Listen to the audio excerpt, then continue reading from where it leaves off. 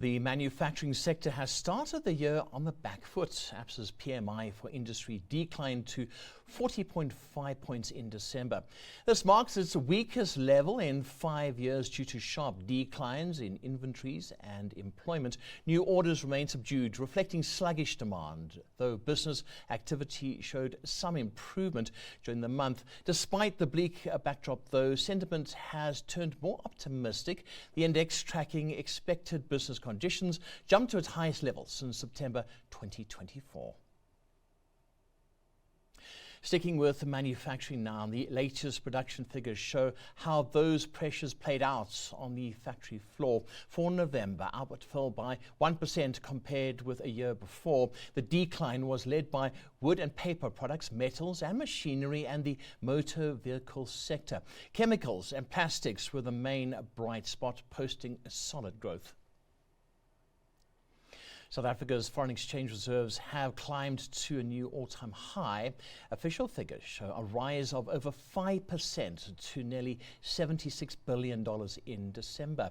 The increase was driven by gains across all reserve components. Foreign currency reserves rose strongly, while gold reserves also increased on the back of higher valuations. The Reserve Bank's forward position improved rather significantly, reflecting stronger swap and unsettled transactions.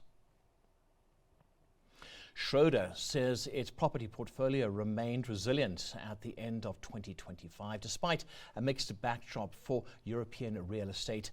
The group's assets were independently valued at 194 million euros in December, unchanged from the previous quarter. Schroder says valuations across its office portfolio were stable, with properties in Paris, Hamburg and Stuttgart holding their ground. Industrial assets, meanwhile, delivered mixed results, with rental growth lifting values in parts of the Netherlands, and that was offset by a decline at one site where tenant risk pushed discount rates higher.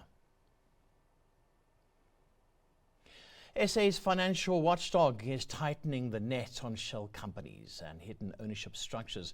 The Financial Intelligence Centre is moving to force banks, law firms, estate agents and investment firms to disclose detailed geographic information, and that's in a bid to better track money laundering and terror financing risks. Under a new draft directive, firms will have to provide full details of their head offices, branches and offshore operations, including responsible contact persons. Institutions that fail to comply could face administrative sanctions. Now, the measures form part of South Africa's broader effort to strengthen anti-money laundering controls after being grey-listed by the Financial Action Task Force in 2023.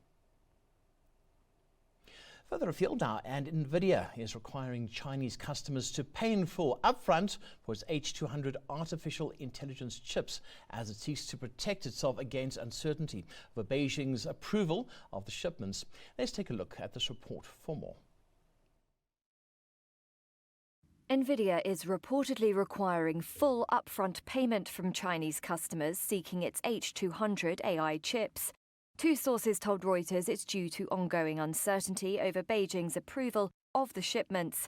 They said the US chipmaker has imposed unusually strict terms, including full payment for orders with no options to cancel, ask for refunds or change configurations after placement. NVIDIA and China's industry ministry have yet to respond to requests for comment. Last month, Reuters reported Chinese tech firms have placed orders for more than 2 million H200 chips, priced at around $27,000 each.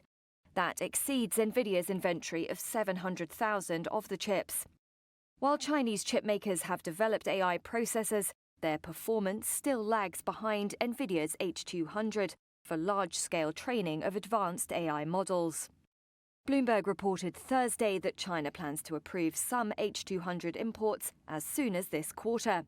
The report said Chinese officials are preparing to allow purchases for select commercial uses, but will ban purchases by the military, sensitive government agencies, critical infrastructure, and state-owned enterprises due to security concerns.